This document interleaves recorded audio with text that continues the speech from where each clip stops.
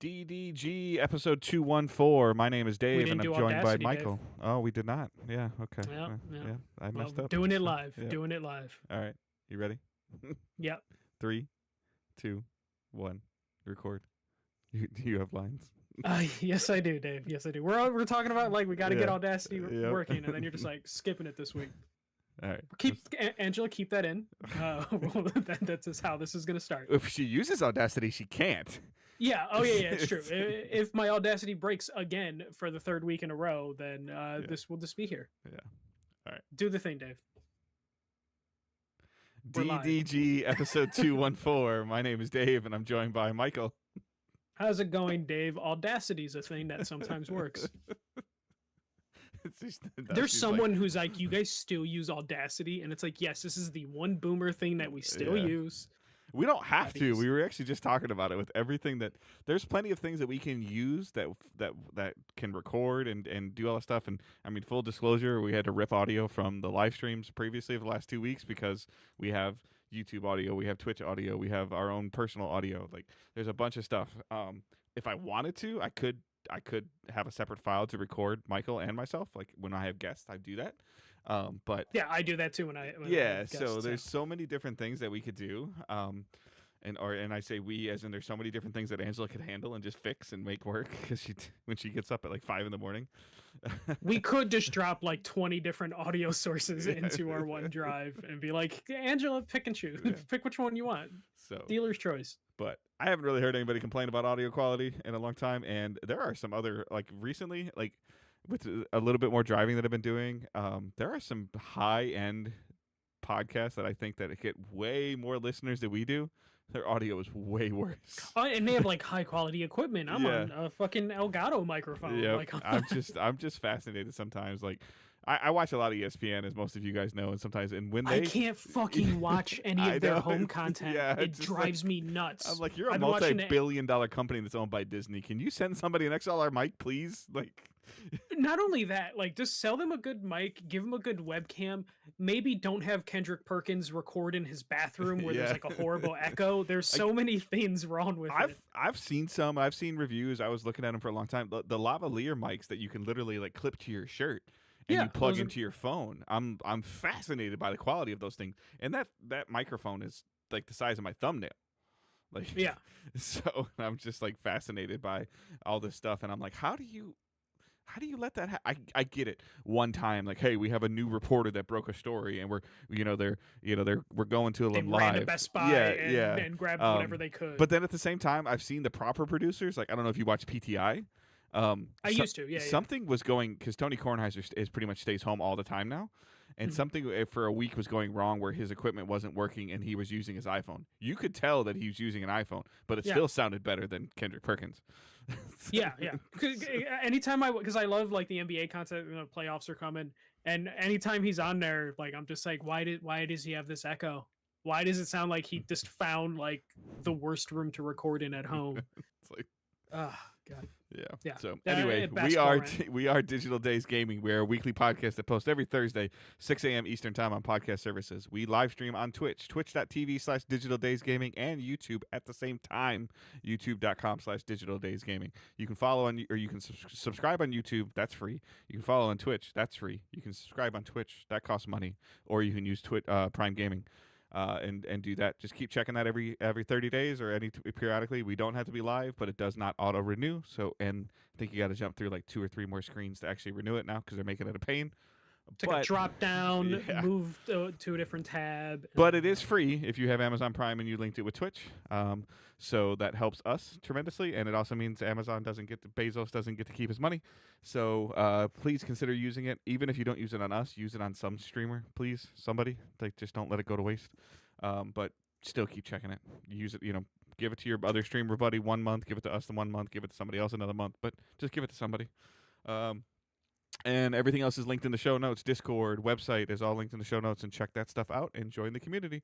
And we're going to jump into some news. Yeah, the first bit of news, we don't really ever do like trailer reactions outside of like special events, but maybe it's Slow News Week or maybe this was just a really good trailer. But we finally have the first like real trailer for Amy Hennig's Marvel 1943. This is the game featuring Captain America and Black Panther that takes place during World War II during 1943. The game is running on Unreal Engine and is expected in 2025. But I just kind of wanted to talk about like this being the first actual trailer for this game, because all we had last year or 2 years ago was just a idea and a title. And I don't even think it was a real title. No, I just think it was a World War II Marvel game. Like, yeah, we knew it was Marvel, we knew it was Black Panther and Captain America, and we knew it was World War II era. Yeah, like, and now we got the first full trailer. We know which Black Panther it is. Obviously Steve Rogers. We got to see the other two characters, the human characters you'll be able to play as, because they did mention last time when they announced the game that you'll be switching between the 4 characters. And I think we may have gotten just a little bit of gameplay in that trailer, or at least in-game cutscenes. Everything. So you watched the trailer. And this is all I believe, and I could be wrong on this, but I'm 99% sure this is all coming out of GDC. It is. Like, okay. And then there was IGN, I believe, had a 12-minute segment or a 12-minute like presentation of where Amy Hennig was on the stage, and because Skydance. New media or something, like, is what it's called. Like, she's the president. Amy Hennig's the president of it. So right now the only game they're making is Rise of Hydra. And she was saying everything is in real time. Like, everything they're showing is in engine in real time. And she was just loving Unreal Engine 5, like what they can do. They did a brief breakdown of where they showed like the road, an area, and they like peeled it away. Like on the screen, like they peeled away the debris, and actually went down to like the code a little bit, and then she kind of like layered it all back on there. And like they did live snow, and then even at the end of the presentation, she's like, just so you guys don't think that I'm full of it, she had her her presentator on his keyboard, which are on his computer, actually pull up the developer screen of editing live in Unreal. Like, the guy was editing in front of us. So it was. Like, this game is very far along, if you ask me. Like, it's very far along. 2025 sounds reasonable for it. And it also looks freaking amazing. It looks great. I love the concept of the story, because this is the thing that I always wanted from Marvel from like a video game perspective. You have this rich history. You can go anywhere you want. This is what they should be doing, especially now that they're letting companies touch different companies touch different franchises. Like, this can be standalone and it won't interfere with EA's Black Panther game. Like, it's not going to be confusing because it's completely different Black Panthers, and hopefully it'll look distinct enough from the other projects. I will say I don't like that Steve Rogers looks like Neil Patrick Harris, but that's just like a weird thing that I noticed. Here's the deal, though. This is Amy Hennig. She did this for Naughty Dog for years. Again, I really recommend. Maybe I'll try to tweet it out today or this week or when the show goes live. I really recommend watching that presentation there, because and I'm awful with names. I didn't write it down or anything like that, but Captain America looks like the person that is voice acting him. Like, it's full mocap. So does Black Panther. And it looks phenomenal. If these are, obviously we don't have a HUD, we don't have stuff like waypoints and mission stuff that's telling us what we need to do, cluttering the screen or anything like that. But I think that this will be very, very close to what the game looks like. I mean, like, in terms of what we've actually play. Yeah, and it's just going to be a matter of, like, I would imagine scale wise, we're not looking at some huge. No, I put this on Uncharted 1 or 2 scale, 14 to 18 hours. You'll definitely globetrot and stuff like that, but I don't expect this to be open world. If it is open world, it's going to be a very small open world game. She didn't say. I mean, she just focused on, third person action adventure. Like, yeah. So like, I imagine, like you said, like a 12-15 hour game, and it's kind of exactly what I want from this, especially if they can get it out as fast as they've been making it, because it's only been a year or 2 years since the announcement. She looks, we've seen her a handful of different times. Even today, my wife was like, "Oh, EA's making this." I'm like, "No, she was working for EA for a little bit." My wife was reading a tweet that said EA's making it. Somebody was still saying that. I was like, "No, this is Skydance." I actually had to go look and who owns Skydance, and Skydance owns Skydance. It's Tom Cruise's company or something. That's Skybound. It's something like that. Yeah. She, to be honest with you, I haven't seen her a whole lot. I know she's been interviewed, and I haven't seen her in a long time. But she looked so comfortable and just relieved to be like, "Here you go. Like this Yeah. is because she's had so many projects start and stop and fail and cancel and studios close. Got stuck in that EA cycle for so, way too long. and I think now that she's like, and she's in an engine, and you can, it appears that she has the creative freedom that she wanted. And she's talking about, she's like, my goal has been to bridge movies and video games for so long. And she's like, I think we are the closest that we've ever been to doing that. And based on this little, 150-second trailer or whatever, like, she's not wrong. So. Yeah, and the thing I hope they do, which I think would help, her storytelling and writing style, is kind of do what Ninja Theory was trying to do with Hellblade 1. Yeah. Of just like, hey, this can look like the biggest AAA game if we focus it as much as possible onto something. We're not going to go crazy with, like features and make it this giant sprawling world. Let's just focus on the story. I don't need a massive skill tree for all 4 of these characters. I don't need, upgrades and going to a vendor and buying, different suits or anything like that. I just want to play. I'm very excited to potentially play an Amy Hennig story again. It's been a really long time. What, Uncharted 2? 3-ish, 2.5, like I would say. 3 was taken off 3, so so. I mean, arguably of the 4, I mean, sure, 4, Uncharted 4 tied the bow on the whole story, but I would say that Uncharted 2 is right there. Like, to me, Uncharted 2 is 1, Uncharted 4 is 2, and then And the only reason 4 is as high as it is because it was a finishing of the story. Yeah. So like, but 4 also, like me and you both had, is sometimes 4 just dragged on just a little too long. 2 had a little bit of stuff too, but not as much though. Not as much, yeah. So I'm super excited. 2025 seems like a good sweet spot for this. I mean, my wife is starting to play that same game of like, where's it coming to? I was like, it's Skydance. It's probably coming to everything. And she kind of pretty much said like, okay, she's like, I like that you play on PC. She's like, but you're buying this game on one of the consoles and your butt sitting on the couch and I'm watching. Like, that's and she saw that from the first trailer today. So this looked great. Like, this is now on my radar of games. It was always going to be on my radar because it's Captain America game, but like even more so, I'm excited because it was the thing when they first announced it. Like you a little bit more so than me were like, well, let's see if this ever even comes out, because of how long it's been since a game's come out from Amy Hennig. So like this was nice to see. Like, okay, it's far along that it will probably come out, and then it's just a matter of just what we actually get when it comes out. And I really hope.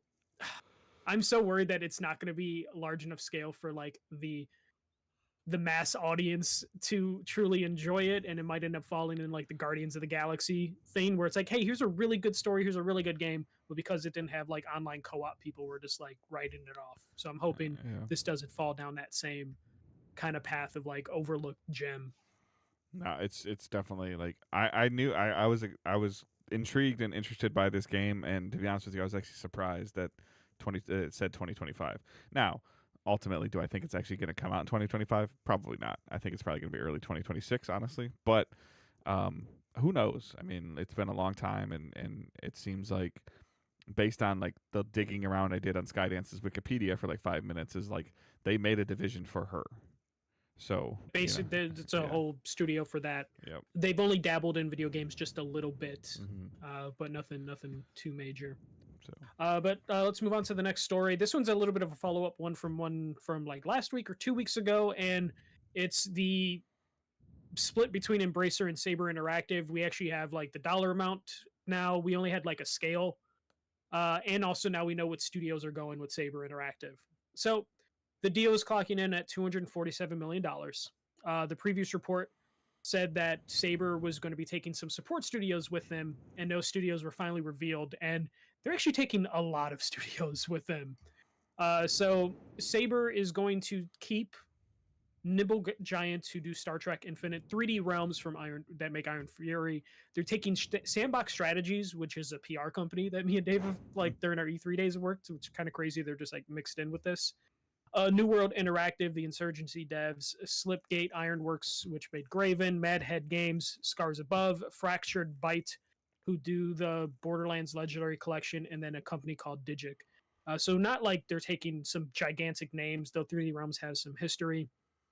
But those are the studios they're taking to support them. Embracer is going to keep Tripwire, Beamdog, Tuxedo Labs, Demiurge, Aspire, who just released the Star Wars Battlefront Classic, and that didn't go too well. Snapshot Games and 34 Big Things. So those are the studios they're keeping. They also, Embracer still has Gearbox for now, though Gearbox is apparently up for sale right now. Saber confirmed that they are still developing Warhammer 40,000 Space Marine 2, John Carpenter's Toxic Commando, and Jurassic Park Survival. Saber also apparently has the rights to acquire Zen Studios in the future from Embracer Group, and also Saber confirmed that they are taking 38 projects with them in this deal from Embracer Group. So this sounds like Embracer got cut in half almost, with like the amount of stuff going with Saber Interactive and all the projects as well. It also seems like there was something. I don't. You might be better with time frames than I am. How long did Embracer own Saber? Do we know? 2020, 2021. So maybe there was a 3 or 4 year window that they didn't hit something, and Saber had an out. It could be. And then with their out, they had a buyout, and then there was a bunch of caveats to it that Embracer's like, oh, it'll be fine. Sure, tie a little bow on that. Yeah, put a hook on that. Put a hook on that. That's fine. We'll hit our revenue goals or whatever. And then Saber's like, if we're not able to do what we think we need to do, like this, and this, like we get out, we get to get out. And they're like, yeah, it's fine. And they didn't hit it. And now Embracer's like, well, okay, well now we want you out. So now let's sweeten the deal to get you out because we're bleeding money, which is obvious. I'll be really honest with you. I don't know if I played anything that you mentioned. Well, those are just like their recent releases. I know. But yeah, it's not like, again, these are mostly like. I mean, Warhammer's a huge game. Like, I know Warhammer's a huge game. There was, I think, at one point in time when they announced this Jurassic Park survival game, it was like one of the most viewed YouTube trailers, or something. Yeah. So like that's a big deal to some people. The survival genre is a big deal. Mixing it with Jurassic Park, like cool, kudos. Like fantastic. Zen Studios, I think, would be a huge feather in their cap if we ever see a resurgence of popularity of pinball. I don't know if it's popular or not popular anymore. I'm not really. It has an audience, and it's able to make money from that audience. Right. Like that. That's basically. I know that their licensed tables were costing them a lot of money at one point in time, and I think they were trying to. I think they went like over the top with that stuff instead of just making fun pinball. They're like, oh, we want to do Ghostbusters and we want to do Jurassic Park and we want to do all these licenses, and I think it kind of like took over them for a little while instead of just going to just basic pinball, which I think that they've gone back to. They did, and they also, if I remember correctly, Zen had the problem where when they had people shift over to like a sequel or a different game, your tables didn't carry over, and that kind of caused like headaches. I'd be surprised if they, like the next thing the Zen does is probably something mobile based that works on console if they're not already doing it. Like I'm the size of phones now. I'm surprised it's not more pinball. Yeah, and Zen also made non-pinball games. Yeah. So this could be Castle Crashers or what was that game called? Like a tower defense game. I'm gonna look up Zen Studios because they made some really good games in the PS3 era. Pinball Effects, the mini golf game. They worked on Dead by Daylight. Castle so Crashers they've also or doing. Something. No, it's not Castle Crashers. That Clash, was a Clash of Clans or no? No. Man, I'm looking it up. Dave. I know there's something there, and I can't get the name. So it's just, but yeah, Castle Storm. Okay, there we go. And that was like a kind of like a tower defense game where you were trying to take over somebody else's castle. Yeah, that was a PS3 era, and then they made Kickbeat and the Williams pinball game. So mostly pinball, mini golf, but they do have Castle Storm, which was popular enough to get a sequel. Yeah. At one point. So I mean that's interesting just to see the contraction of the video game industry, and now I don't even want to call it expansion, more elasticity. Now maybe I don't like it's. This is like an expansion draft situation. Yeah, it's just really interesting, and to see the same week to Skydance to come out and be like, okay, we're going big and we're doing video games and we got the right people and we gave her the right amount of time, and then now Embracer like we're just gobbling everything up, and now they're divvying it off. The thing that I'm actually the most fascinated by this afternoon, like as I started kind of like trying to catch back up on some stuff, is just like Unreal Engine 5 is just going to dominate. it's just Yeah, utterly Unreal's been dominating. dominating, but more so now. Yeah, Especially like EA was probably the biggest competitor in Yeah, terms of like Frostbite. Frostbite engine uh doing all their games, but even then they're moving some of their games to Unreal Engine. Right, So, but even like, even with Frostbite, it was within EA's walls. Like they yeah, didn't yeah, they yeah. didn't license it out, and Epic's like, yeah, whatever. If Yeah. you make a great game, we get a percentage. If you don't, Yeah. have And at it. Unity was never able to scale Right. to that point in terms of like gigantic games. Yeah. So So yeah, that was my biggest takeaway from like the little bit of rumblings I've heard from GDC is that U5 is just amazing. yeah, it's why, like, you know, Epic Games is worried about like Fortnite falling off a cliff, but they're one of those companies of like they'll be okay. Yeah. You know, like they'll be just fine with the Unreal Engine, and they're really aggressive with Fortnite is their frosting competing. and the icing and the decoration. The cake is the engine. Yeah. like if there was a Tim Sweeney, if he has to like shrink the company down, it won't shrink that much because they need Unreal Engine Right. to keep going. But yeah, no, it is. I love the idea that like Embracer has gotten smaller, but in a way that it has just created a different publisher basically with Saber Interactive. It's like, yeah, we have 38 projects. Like we're gonna go. We have our own PR studio now. So it just at least keeps those jobs intact as much as possible. Yeah. And also it just creates like another publisher, and we kind of need that right now. Honestly, I'm surprised that they still had their own PR. There was a PR firm that they just didn't fold into Embracer and then like get rid of a bunch of people. But kudos to them for keeping it. Yeah, and that's one of those things when I saw like Sandbox Strategies in there, I was just like, wait, that's a PR company. But yeah, they're still going. So it just opens up more possibilities for like Saber to expand if they want to. And honestly, when you look at Embracer Group, Saber was the healthiest thing that they had. Like Gearbox makes money, but Gearbox has always been in this weird spot of like, what do they do without Borderlands? And that question is never their Gearbox is mid, double A to triple A, like 2.5 A.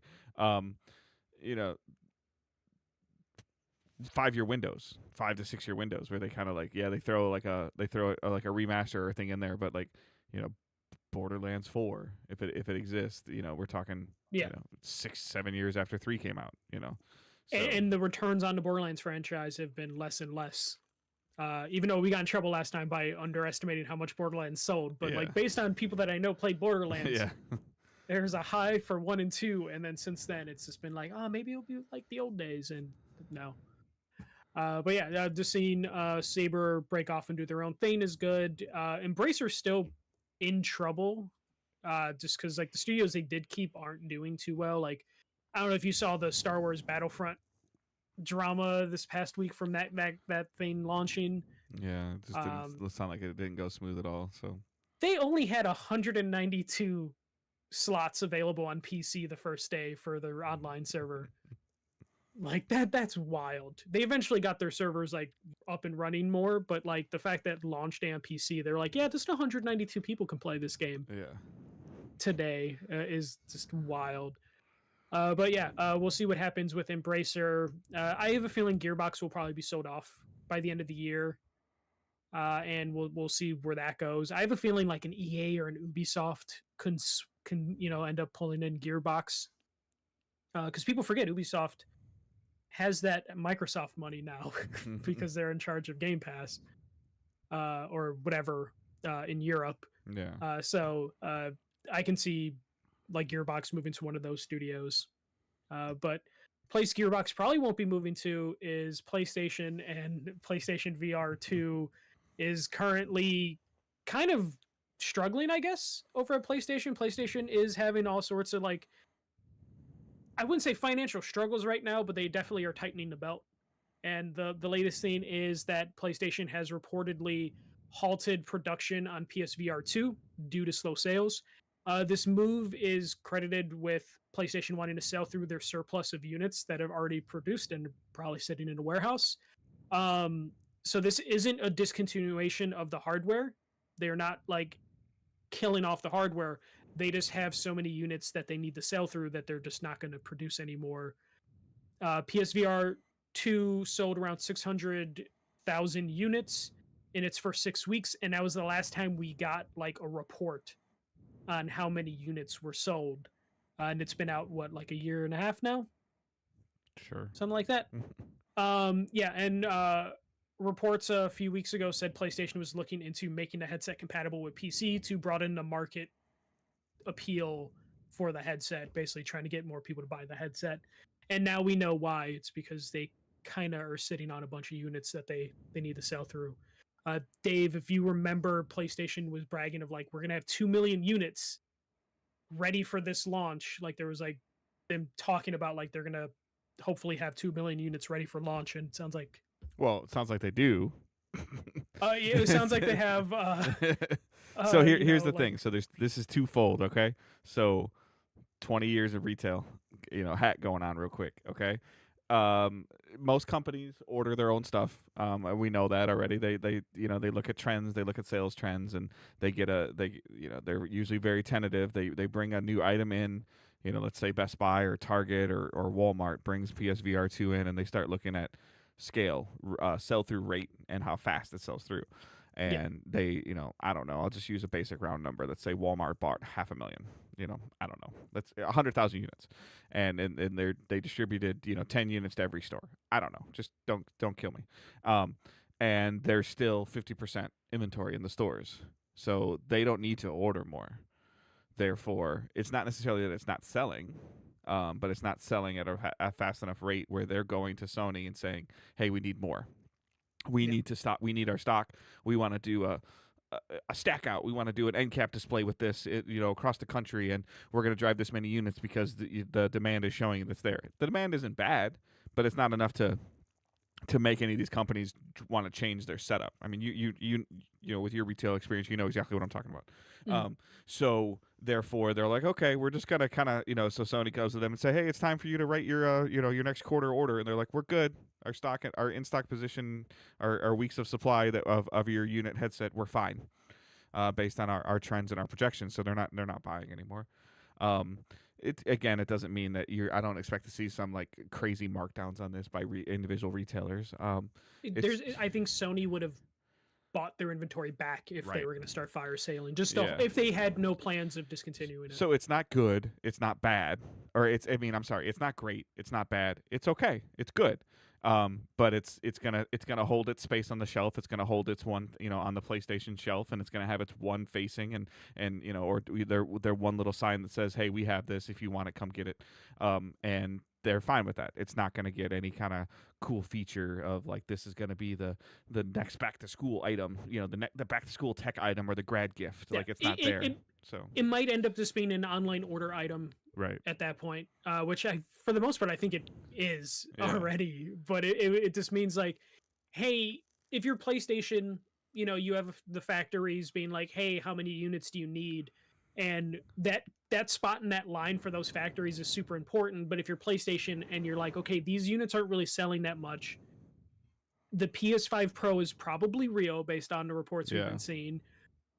What if we just take that queue in the line that we have right now, that place in line that we have for the VR units? What if we just put the PS5 Pro in that spot right now and just get the factories to make that? Yep. And it was something that was probably going to happen anyways, them slowing or halting production as they get their next bit of hardware out, because this is a very niche thing. And then if the PS5 Pro goes well or does good again, and there's also another influx of software, like this is where software is becoming a problem, is like there's not, I don't feel like I'm missing out by not having a PSVR 2 right now. I don't feel like I'm missing out now. But if they make it compatible with PC, that's going to be a huge feather in the cap for them, and an intrigue for me to want to use it. I'm still looking at Quest. Angela still looks at Beat Saber and sees all the stuff, and she's like, that'd be fun. That might be a nice way for us to, for me to work out a little bit when I'm at home, and like just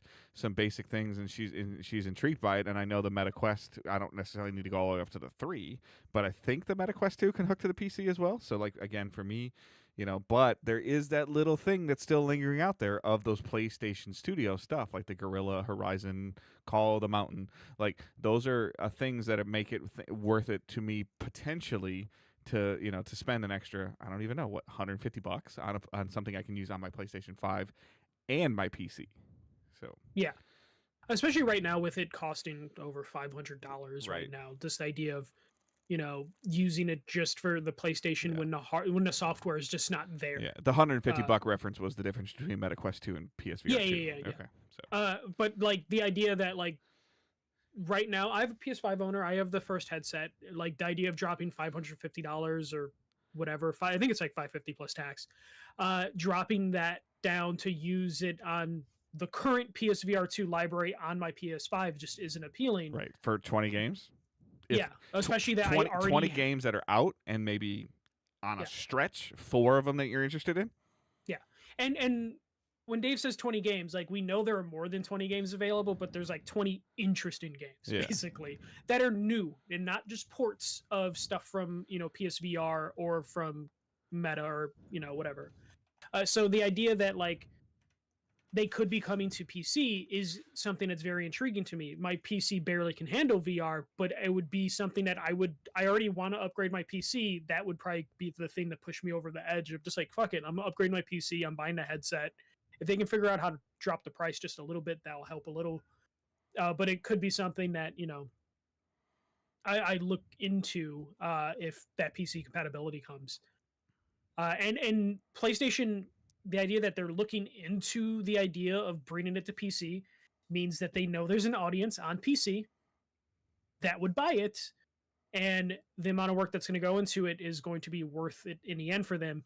And this is when we get into the fanboy flame wars of like, if people are going to be pissed off when PSVR 2 comes to PC, those people are going to be idiots, because like that's the only way you're getting new PSVR 2 games at a certain point. Like PlayStation doesn't seem like they are going to want to invest in PSVR 2 exclusives if they're only coming to PlayStation at this point, because there just isn't an audience for it. Take it for what it's worth. List of PSVR 2 games. I'm using Wikipedia. So Wikipedia has currently there are currently 260 games on this list. Yeah. Supports cross-buy. Games can be played at no additional cost if one owns the PSVR version. Supports cross-play. Game demo also available for free. So there's a yellow background shading on my screen that indicates current/upcoming PSVR 2 exclusives. How many games do you think have that yellow background, Michael, out of the 260? 20. I just counted this before and I lost my count.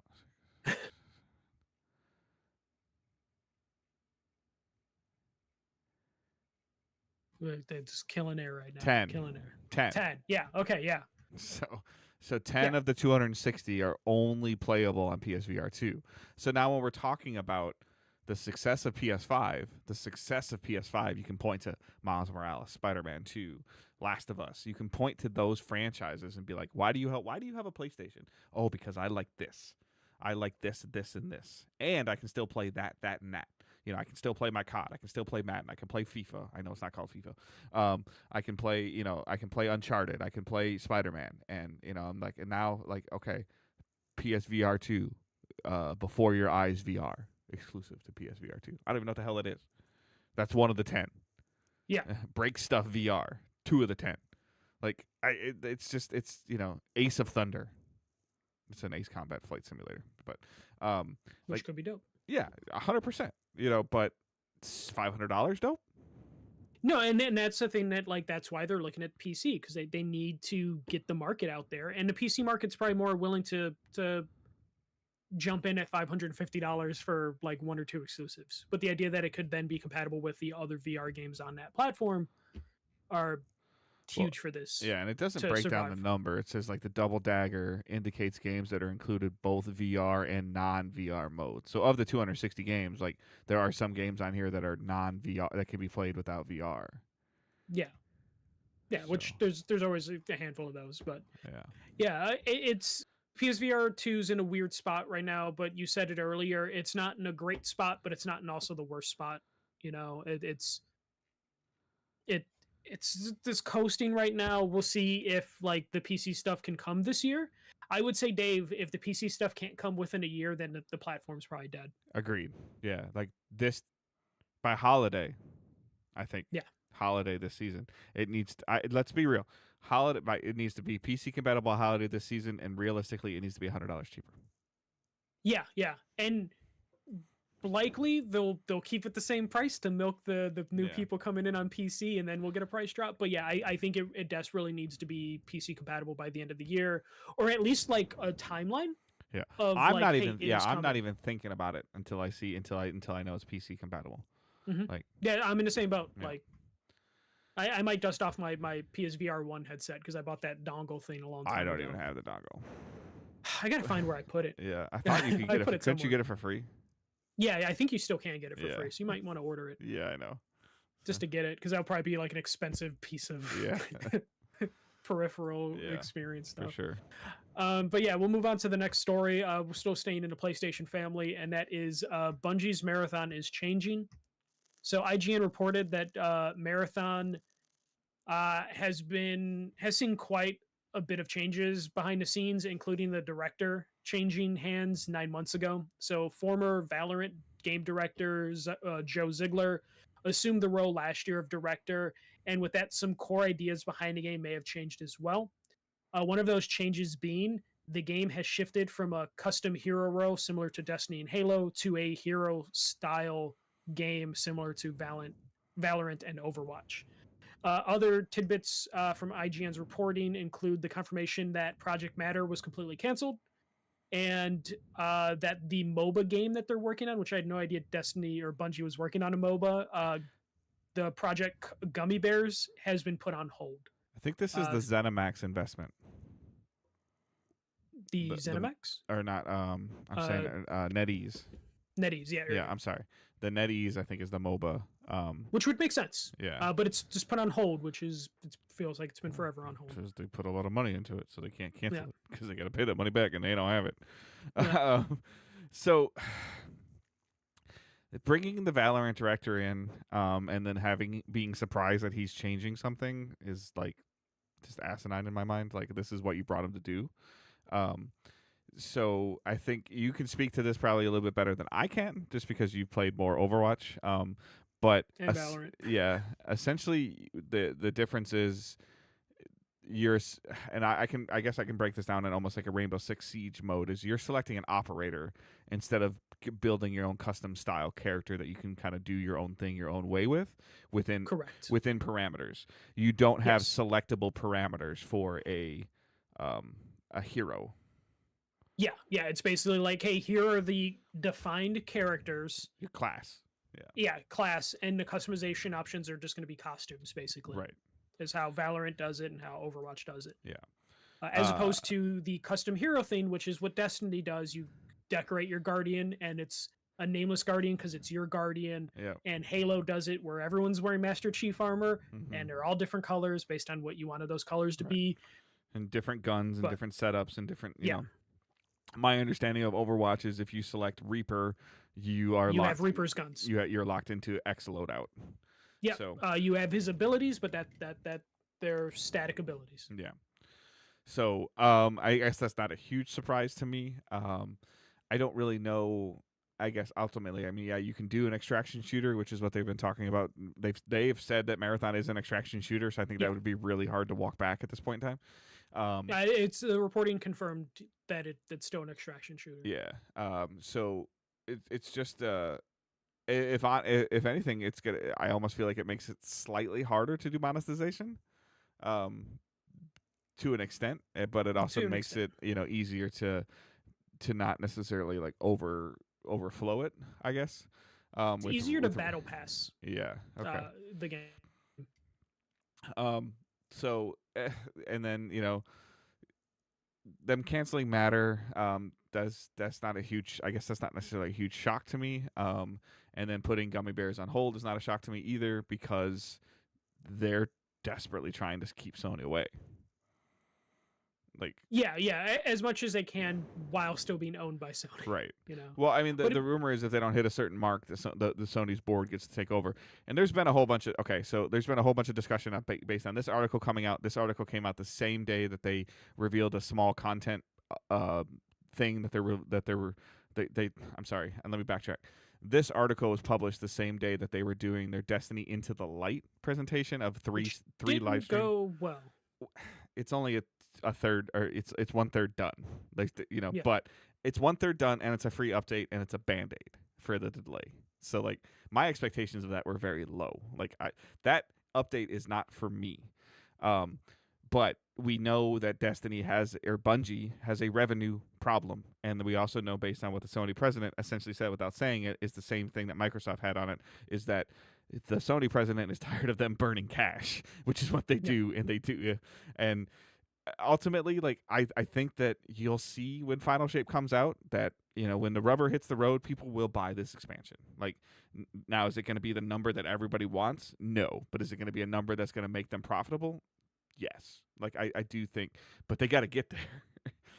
Yeah. So, and this Into the Light thing I don't think this is going to necessarily help it. It might be enough of a carrot to get somebody to sign back in and check it out and see it and remember that they liked playing the game. I think that's kind of what their hope is. But I've also come to the point and an acceptance and a realization with me and Destiny 2 is like, that's not for me. That's for somebody like sort of like you, Michael. Like, hey, come back and check it out, see if you like it, and please buy Final Shape. I'm already buying Final Shape. Like, they're not going after me. So it sounds like the Band-Aid was just to like make the concurrent player count happy and not necessarily bring in new players. But concurrent players are locked in. Yeah, but the thing is that it's this weird dynamic because the concurrent player is the one that watched the Twitch stream. You didn't. You only saw and again, you're not necessarily into Destiny, but even the person in between you and me probably didn't watch it. They probably didn't know it was happening. They might see something now that shows it's happening, but ultimately it's just one of those things of like, hey, I guess what they're hoping for is this comes out on April 9th, so in like 3 weeks, that you sign, like, not, I'm just going to use you as a broad example. This is not what you're going to do, but you're going to sign on April 9th to your PlayStation. Oh, let me see what all my buddies are doing, because apparently, supposedly, people still do that, even though I don't. And they're like, why are not on PS5? It's difficult as fuck to do. Why are 12 out of my 20 friends that are online right now playing Destiny again? And that's what they're hoping, is that they're hoping it's still on your hard drive, and then it pops up on the screen like, oh, update, play Into the Light, and what, like, and then you start playing the game, and hopefully you're like having fun, and then you see your friend down there, and you link up, and you do something, and you're like, hey, I remember I really had a fun time playing this game. Yeah, man, that somebody that hasn't been playing now comes back and sees, and jumps in with me and says, hey, can you help me out? Yeah. And then like, hey, this is, like, oh, I forgot this is kind of, because fundamentally it's still a really good shooter. It's just a matter of if you care enough to invest into the game again. That's the problem right now. So, but they also, like, the game director that was on this before, this Joe Ziegler guy, he was a former Bungie or Destiny director. I don't know what they're doing with Christopher Barrett now, because Christopher Barrett did a lot of the high end stuff for Destiny 2 for a while, and then moved on to Marathon. He's still going to be working on Marathon, just in a lower capacity, no longer the top person. I don't know if I'd want to do that. Like, unless it was one of those things where the person was self-reflective enough to be like, yeah, this isn't working, or this isn't going to work. I do think, though, this pushes Marathon further down the release window, because before, the internal reports were saying, oh, it's coming out holiday 2024, maybe spring 2025. If 9 months ago they decided to change course significant enough to make it a custom hero thing to a hero shooter, you got to build personalities, you got to do writing stuff, you got to build a whole system behind that. And to me, that pushes this game like another year. Well, and depending on how drastic the work needs to be. While they were making this change, they revealed the game. Yeah, like officially revealed the game. So it's super interesting. Just the a lot of idiosyncrasies that are going on. The point that I was trying to make is there was all this conversation on Twitter after this Into the Light thing and this IGN article came out of people like, oh man, dude, like there was a lot of stuff about, oh, do we want to see Sony take over and fix Bungie and make Bungie what they were again? And I'm like, what world are you watching? Sony has not been able to release a live service game. Everybody's like, oh, look at Helldivers. I'm like, 60 days. Talk to me in 6 years. It's one of those things, though, where it's just like, I don't think PlayStation could get Bungie back on course, but I don't think Bungie can get Bungie back on course, because enough people have left that company that, like, Bungie's never going to, I don't think Bungie's ever going to hit the point again that they hit with Destiny 1, Destiny 2. Right. at least this current regime, unless a bunch of people come back to Bungie. Yeah, unless but they I don't do, think unless they PlayStation do, taking over. Yeah, unless they do exactly what we talked about, and they stop, like they release the final shape, they release the 3 episodes for Destiny 2 that they've already announced, and they're like, okay, we're done. Here you go. Like Destiny 2 is done. What do you mean? You'll have a couple balance updates every once in a while. We'll do some server maintenance on it, but we're not adding any new additional content to it. What are you doing? Stay tuned. Then they got to shut it down for like 4 years. 4 or 5 years, and just go do the full thing dark. that PlayStation lets Naughty Dog do. Yep. Where Naughty Dog just disappear and be like, oh, did Bungie close? Like the next like top Google thing in 2027 is, does Bungie still exist? Yeah. Like, and then when you do it, you find out they're still hiring people, and it's like, oh, they're thriving. But then, but ultimately, like they, whatever, 4 years down the road, like a State of Play 2023, and you lead with a Bungie logo, you'd own the internet. Yeah, and this is, I hate blaming Jim Ryan for everything. Yep. But this feels like Marathon was announced too early because they made this change. The change they made makes me think the game probably wasn't that deep in development when they made that announcement trailer, and it almost makes me think that like Jim Ryan acquires Bungie, or knows he's acquiring Bungie. Prove what I spent. Prove what I spent. Basically, then announces we're going to do 12 live service games, and then tells Bungie, announce something.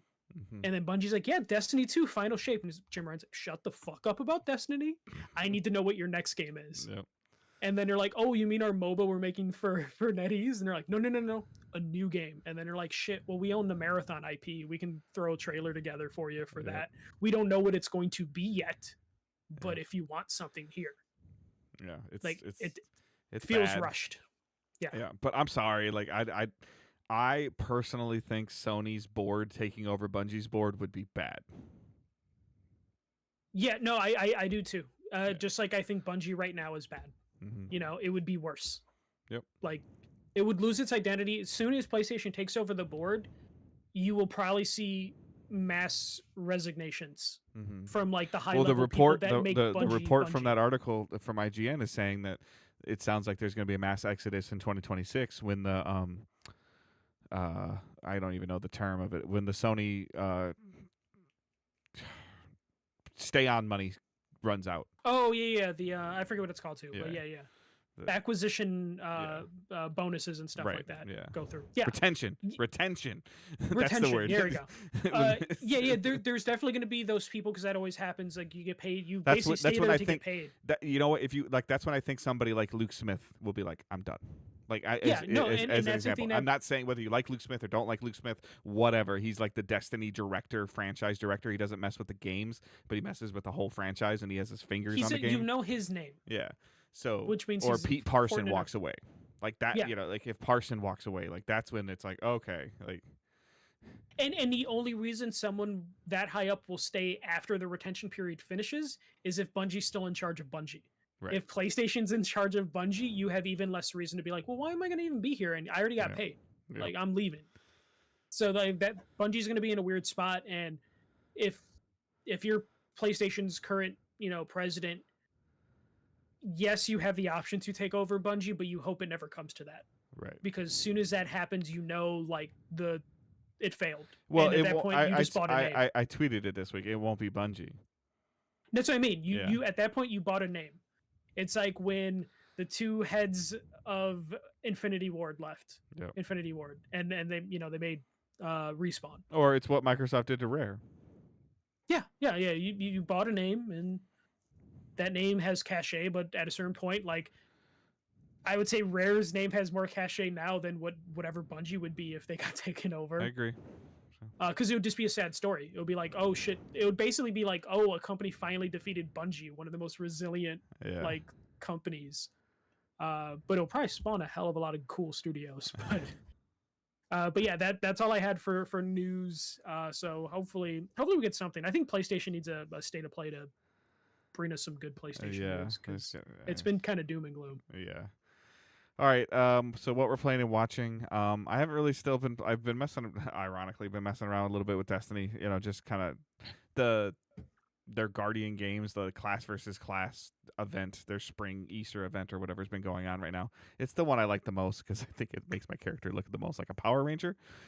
So I enjoy playing that. Just kind of messing with that. The ha moves and like the punching moves. Yeah, sometimes I spent some of my own money on Destiny this time too. So. Contributing to their revenue cause, okay? You're just like, I gotta give Bungie some money because I need them to survive. No, $1 a day keeps Jim Ryan away. I when they make cool stuff, I like to buy it. So like that, that's something I enjoy. So, so that's really kind of all I've been playing. I'm still trying to find something. Like I don't know. Do you think that I would like Dragon's Dogma? No. Okay. I don't think you would like any sort of fantasy RPG. Okay. Yeah, I've been trying to find some. MLB The Show came out. I don't care.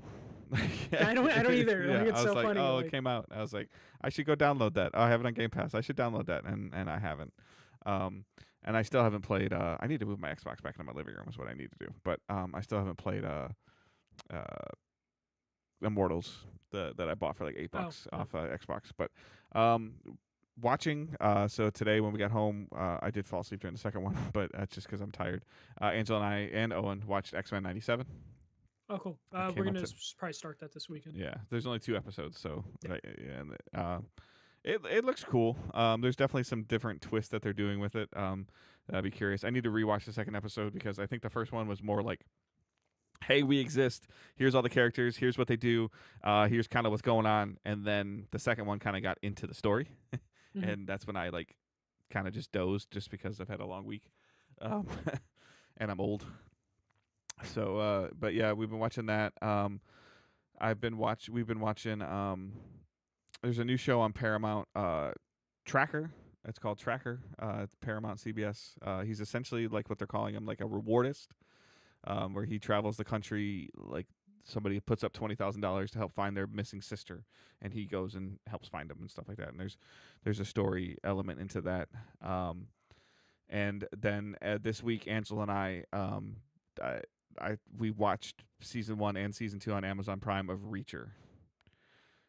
Okay. Yeah, which is based on books, and again, I'm also terrible with actors' names. Everybody knows, but there's just giant, allegedly this giant of a man that's like a former military that it gets into some of these weird situations. It's a very highly rated show on Prime.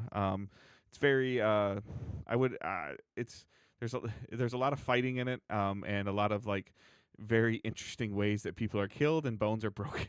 So, it's very entertaining. Very much 45 to 50 minute episodes of 8 episodes, and just hardcore Walker Texas Ranger. Yeah, just telling a very cool story. Lots of Angela keeps calling it modern day Rambo. Yeah, no, that's probably more. I really liked it though. Like it's funny because I it's always interesting just to see how like they use camera angles and stuff like that. Because I was like, okay, this guy looks big, and then Angela. No, apparently he's actually like. Yeah, but he's like 6'2". For Hollywood, that's actually big. Like, Tom Cruise is like 5'5" and last played Jack Reacher.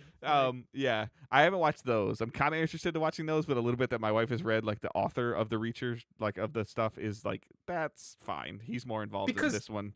Because Tom Cruise is his Reacher, and he always pictured the guy that's currently playing him. The coolest part of the show was when the character Reacher went up to and kicked a car and activated the airbag. Like he kicked the front of the car. It's fine. Like I was more intrigued by the story and seeing how like it's almost like kind of one of those like murder mysteries. Like how does everything tie together? And it was cool. So just how they figure things out and do stuff. But that was, I think we ended up watching all of season 2 on Sunday. So because just haven't really wanted to move off the couch. But that's kind of what we've been playing and watching. That's what I've been playing and watching. Yeah, for me, it's just been I'm platinuming Sly Cooper tonight after we record. I'm on the last chapter for the Sly Cooper 2, and then I'm going to start X-Men Origins Wolverine. I've just been kind of like organizing my collectible obsession stuff, my video game stuff, and like logging that. Trying to figure out where to make cuts in my video game collection, just to keep the amount of stuff that I have acquired low, and also just eyeballing future acquisitions as well. But so not too much. It has been kind of great going back to like Sly Cooper. I think I talked about it last week, just going back to like simpler games, watching developers, like we're talking about like a PS2 game, able to do so much with so little resources. And that's just been very refreshing after playing like all these gigantic games, going back to something simpler. I'm looking forward to going back to X-Men Origins Wolverine. Though after playing this, I'm kind of tempted to just jump into Sly 3 or the Infamous games and try and get platinums for all the Sucker Punch games. Because just playing through the Sly Cooper games just made me realize like Sucker Punch is such a great studio. Like they're not like a Naughty Dog where their games are gonna like blow your mind when they get released, but when they actually do release a game, it's like this is really good. This is really solid stuff. So I've just been messing around with that sort of thing, and then still going through the original X-Men cartoon here and there. I fell down a rabbit hole. I didn't realize that Bar Rescue was on Paramount Plus, which I get through Amazon. So I fell down that hole where I'm just like, shit. Thinking back to old E3 days, just watching Bar Rescue. Because we watched a lot of that during the pandemic, for the record. We ended up watching a lot of that. I did too, yeah. I watched a ton of that. And then Bar Rescue was always one of those shows where no matter where I travel in the country, if you go to a hotel, you can find Bar Rescue on the TV. It just seems like one of those things that's just always on TV. So I will say that Bar Rescue has not necessarily forced me, but intrigued me to expand some of my drinking palate. In terms of like when I go somewhere for like a cocktail, or I'd be more, watching them make a drink, I'm like, I might like something like that. So then I start paying more attention to how ingredients are mixed, and I would try something that I've never tried or hadn't tried before. So yeah, it still hasn't gotten me interested in beer. I still think beer. No, is I'm nasty. yeah. You're talking about like cocktails. Yeah. Like mixed drinks, cocktails, like different kind of, not to the point of where like they smoke them or put them out of a test tube or something like that. Oh yeah, if I ever order a drink and they like light smoke into a cup and then like, oh no, you got to do this, I'm walking out. I'm not. But I'm just more apt to like, oh, this mixed with this with pineapple juice and liqueur. Okay, yeah. I usually I already had that like palate for drinks like that. Yeah. So this Bar Rescue just makes me just like I like ordering food, eating that food, and then seeing like some disgusting kitchen and bar rescue and be like, oh, I ordered this food from a bar, huh? And just hoping and praying that my food wasn't treated like that. But yeah, no, just watching a lot of random stuff and just looking at video games that I want to buy. But yeah, that's. It's very dangerous when you bonused a couple weeks ago, and you're just like. My bonus problem has been gym shoes and hats. Yeah, I luckily did the thing where I allocated a certain amount of money of that bonus to stupid shit. And I specifically told Sarah, I'm like, hey, I'm going to spend like this much money on dumb things. And she's like, yeah, no, as long as you're going to like save the rest of the money, you're good. And I've been really good. And I'm close to that cap on dumb purchases that I set for myself. And I'm just trying to stretch like that last little bit of money. Yeah. As I look at like random eBay purchases of just like, oh, I might be able to get this with the little bit of bonus money I put away. Yeah, my wife's kind of been like, okay, you're done with Jordans and hats for a little while. So yeah. No, luckily, like I set those boundaries ahead of time in terms of like telling myself like, hey, you are only allowed to spend this much money on dumb things. But now that I'm getting towards the end of that, I'm just like, damn it. So have you Notorious Bud Gaming asked, he's my barber. He asked, you have a barber? Yeah, I do. So he takes care of my beard and my bald head. Okay. Okay. Yeah, like for the record, you need a barber based on what I'm seeing you do with your headset today. So I got a bad haircut a couple weeks ago, and if you had a barber, you wouldn't have a bad haircut. I do have a barber. I tried something different and involves too much maintenance, so I got to go back. I haven't been, but have you been watching Invincible? I started the new season, but I haven't got to the halfway point. I know it just came back. Okay. Yeah, because he was just asking. I probably need to check it out. So, but I have not. Yeah, Invincible's really good. It's the same thing I run into a lot of shows. I hate shows with mid-season finales. And Invincible had a mid-season finale, and I'm just like, fuck it, I'm waiting till the show's over. Yeah. So let's jump into some of our questions and comments using hashtag #AskDigitalDays. I think Angela will get on my case if I don't do this. So based on X-Men 97 releasing today, what is your favorite 90s cartoon? Oh, I didn't see that. No, she didn't, because she just told it to me. Oh, okay. And then she threatened to. I was like, "Yeah, we probably won't answer that. Mike already has questions in there." She's like, "No, I'm gonna go in the document myself and add it." It would probably be Well, so I'm gonna just say 3 shows. It's gonna be Spider-Man #1, like the Spider-Man 90s cartoon. The X-Men cartoon is #2, and then #3 is Hey Arnold. Okay. So, like the Spider-Man cartoon was so damn good. Like I don't know if you watched that. I'm sure I growing did. up, Yeah, parts of it. It connected to the X-Men animated show as well. Yeah, there were some crossovers. I'm having a little bit of a hard time with this just because my memory of that time frame is rough. But I definitely I definitely enjoyed like the Darkwing Ducks and the like, I mean, even Tailspin. I liked kind of like those So style late of cartoons. 80s, early 90s. Yeah. And then I don't really, I didn't mind like the Doug and the Rugrats. I didn't necessarily get Rugrats into Hey Arnold. I think Yeah. I should probably go back and Roscoe's Modern Life. I think I'd get a lot more kick out of it now than I did then. Yeah, Rocco hits so much better as an adult than it did back then. Same thing with like Angry Beavers. Yeah, Like, I those tried to just watch hit so clips of much Ren more. and Stimpy, and I'm like, okay, I hated this as much as I did. I didn't then, like. so- Yeah, Ren and Stimpy does not Yeah. grow So- with time. But Rocco's Modern, I think Rocco's would be it would be up there definitely for sure. It's just Rugrats also hits as you get older. Not like what's going on with the kids, but like analyzing the fucked up lives of the Yeah. adults in that show. I'm just like, oh man, this is depressing. yeah. So But yeah, all right. So Branham asks if Chucky and Tommy are pieces of shit though. I hated those kids. if the Last of Us had less combat like the show, do you think you would have liked it as much? Rewatching the show has me wanting to play the game again, but I just want the story with fewer combat interactions. So go ahead. So I would say the first one had the right mix of combat and story, and the second one probably had a little too much combat and sometimes a little too much story. So I think I would have enjoyed it either way if there was less combat, especially the second one. I really love the second one. I think when we did the spoiler cast, I was like, I think I like the second one more than the first one, but there are still things that could have been improved in the second one. And that's, again, the thing that I always talk about. It's like maybe you cut down like 10-20% of that game.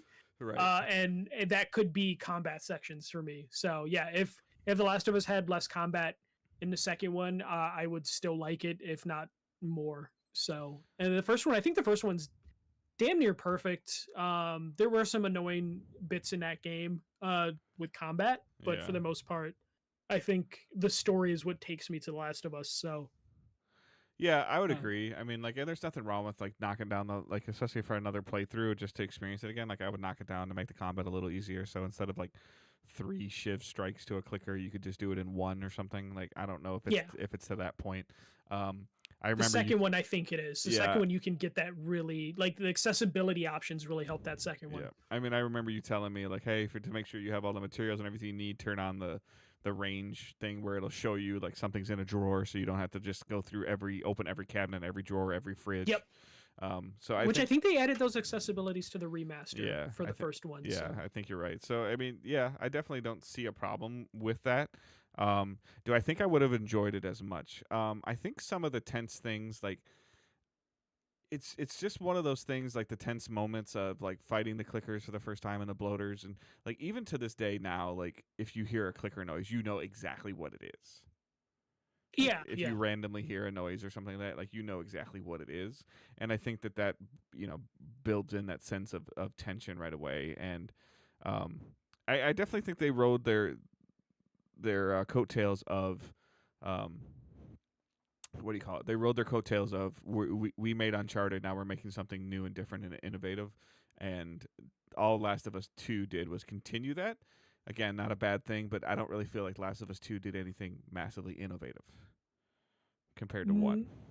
No, all of its innovation was just in storytelling. Right. In terms of like it challenging the audience with different themes, but like combat wise, it didn't do anything different. Yeah. If anything, it made it more like fantastical of just like they really liked being able to like swing on stuff. Remember Uncharted 4 when you had like the swinging mechanic? The grapple some hook of that's the grapple hook stuff in 4 made its way into part 2, which was just like not how grapple would have worked, but like for the most part, I would say they maybe went too far with some of the combat sequences in 2.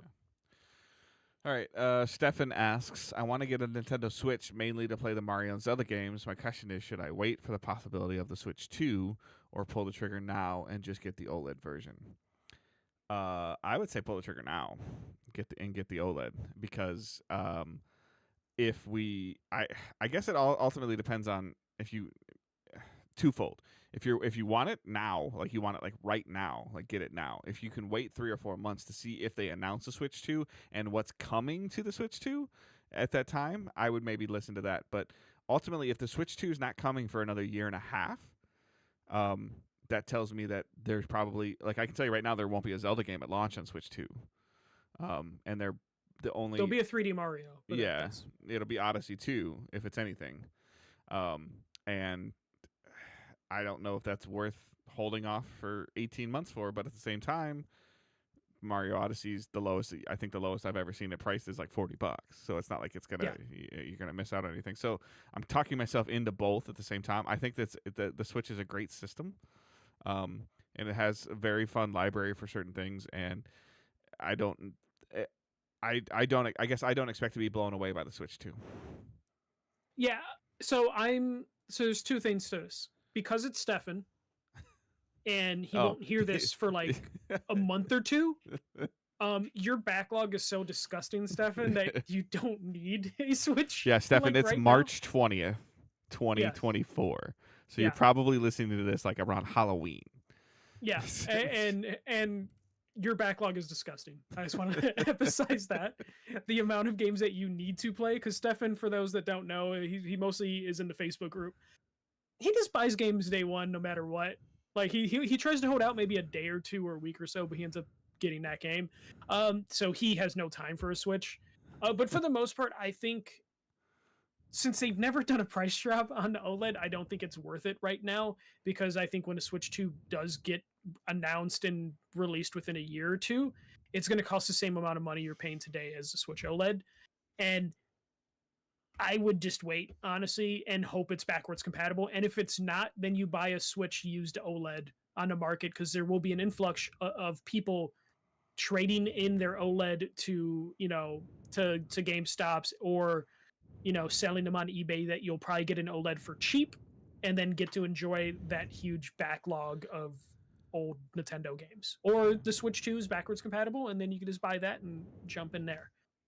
I guess that's my biggest concern is, like, do we really think it's gonna? And I do, but like, do we really think it's gonna be backwards compatible? And they usually go back 1 generation typically, unless they do something ridiculously innovative, which I don't expect them to do. So yeah, well, the Wii U played Wii games, the Wii played GameCube games, right, and that's the precedence we have. But then it broke at the Switch. Like, the Switch didn't do anything.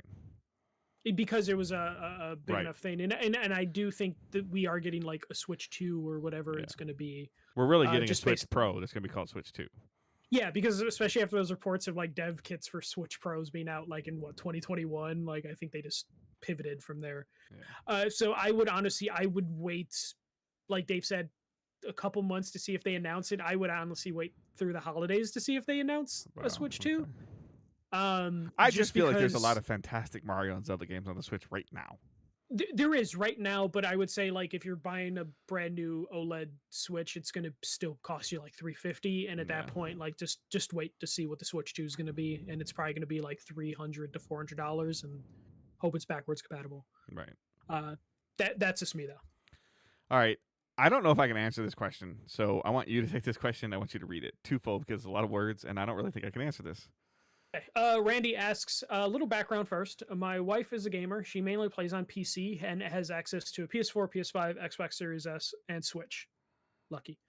Normally, she plays games like The Sims, the Tycoon games like Roller Coaster Tycoon and Zoo Tycoon. She plays Mario, Pokemon, the old Zelda games. Most recently, she's been playing My Time at Sandrock and Medieval Dynasty. I don't know what those games are, but now she wants to try or wants new games to try. Any suggestions? We want new experiences, or she wants new experiences, but not something completely out of left field like Madden. She was thinking about Skyrim and/or The Witcher 3. So I did ask the expert, which is my fiance Sarah, who also, she likes the Sim games and the Roller Coaster Tycoons games, but she also loves like Skyrim and like RPGs and like Final Fantasy 14. And she suggested, don't do The Witcher, because The Witcher 3, it's kind of hard to jump into that one, and then the CD Projekt Red gameplay style is kind of rough. Like you have to be used to kind of clunky controls to get into The Witcher 3. They fix those controls as much as possible, but from jumping from The Sims to Witcher 3 is like a big ask for anybody. Skyrim actually would be a good thing to jump into. The combat's not crazy difficult. In terms of just, again, going with the idea that you're jumping from The Sims to like the Roller Coaster Tycoon games, Skyrim isn't like gonna throw you off too much. And also a game to jump into would be like Baldur's Gate 3, because it is like it's a D&D sim. You don't really need to know the previous entries in that franchise. It's pretty standalone to enjoy it. And it's got top-down view. It's turn-based, so you'll kind of have that feel of, the combat's not going to be rushing you too badly, because it's not, like real time or anything like that. So Baldur's Gate 3 would be a good way to do it, because you can take your time during combat sequences and strategize, which would be helpful if you're, on PC and you're already used to keyboard and mouse. You can go to like the Dragon Age games, especially on PC. Those are great to play on PC. Especially if you go back to like the first Dragon Age, second Dragon Age, and all that stuff. So those are also good things to try. Honestly, if you want to go Final Fantasy 14, which just launched on Xbox, it's an MMO, but it's a really casual thing, and there's so many different things to do in Final Fantasy 14. Like you could just go into hardcore like dungeon modes. You could just be there for the story sequences, or you could just be into crafting. And I think have you a play lot of what fun up there. to like level 60 or 80 for free right now? 70, I think. Yeah, might be 70, and up to like the first 3 expansions. Yeah. Like you don't have to put money down until you so then hit you can level really 70. you can spend some time in there and decide if you really are enjoying it or liking it, and just play. I mean, me personally, the little bit of time that I've dabbled with it, I felt like it's been a little bit more keyboard and mouse centric. But if you've been playing The Sims a lot and some of that other stuff, you probably have, and Tycoon, you probably maybe are doing keyboard and mouse. Yeah, so, no, that's what I'm saying. If you're doing Sims, you're definitely keyboard and mouse. And again, there's so many different things you can do in Final Fantasy 14. You can find your thing. Like I got addicted to like the gambling in Final Fantasy 14, like the casino games. It's not real money; it's just like in-game stuff. But like I ended up falling into that like hole for a little bit, where I was just like, oh, I'm actually like into like all these weird little carnival games that they have. So like Final Fantasy 14 isn't like a bad option. It is a big ask because eventually you will have to subscribe to it, but I would recommend just giving that a trial run. And the controller controls are actually pretty good. Like, you can map the buttons to wherever you want. And if you were playing on console, you can use keyboard and mouse as well. So, and of course it's on PC. So yeah, I would recommend any of those games. I'm trying to think of anything else. But because Skyrim and Witcher 3 were mentioned, I kind of stuck with recommendations in that realm. I just wouldn't recommend Witcher 3. I loved Witcher 3. I thought it was like a perfect 10 out of 10 when I played it back in the day, but I also don't know if just jumping into The Witcher 3 and you're not used to those kind of games is like the right option. Right. Yeah, definitely. I mean, I know you've steered me away from it a couple times, even when I've been thinking about it for like $10. You're like, just don't. Like, yeah, I'm just like, as soon as you get to like the romance options, I feel like you're just gonna be like, yeah, I'm just not really that into this part of the game. So, all right. Yep. Those are our questions for the week. So thank you guys for sending those questions in. By the way, I just looked on the Facebook group as well, and Robert Cartwright did get on him about his backlog and said, don't buy it. You're never going to play it. Good. So, yeah. For the Switch, for Stefan. So, Stefan, when you hear this in 2025, you can comment later. Yeah. So.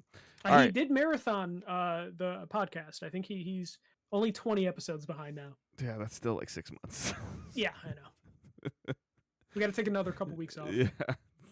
Summer break. Yeah, for Stefan. Yeah. Stefan break. Yeah. All right, that's our show for this week. Again, you can check us out on Twitter at Digital Days Pod. You can check out Michael at The First MJC. You can check out myself at Good Dave Hunt. Facebook group and Discord server are there. Patreon is there as well if you want to support us, or there's a PayPal link. So please be sure to check those out. Support if you can. As always, subscribing to the show is typically free on podcast platforms. Leaving a review is super helpful. Subscribing on Twitch if you can is also helpful. And I hope everyone has a great week, and we'll talk to you guys next week. Get out there, have fun. Keep moving forward. I was like, did you almost forget your catchphrase? Don't be. Maybe. See ya. Forgot a lot of stuff today. So, it's one of those days.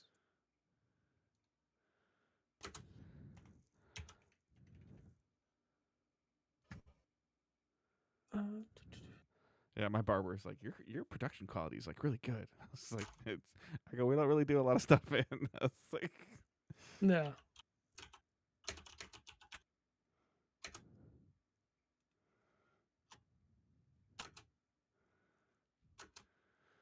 All right, those of you watching on Twitch or YouTube, thank you for hanging out and commenting and stopping by. We'll talk to y'all later.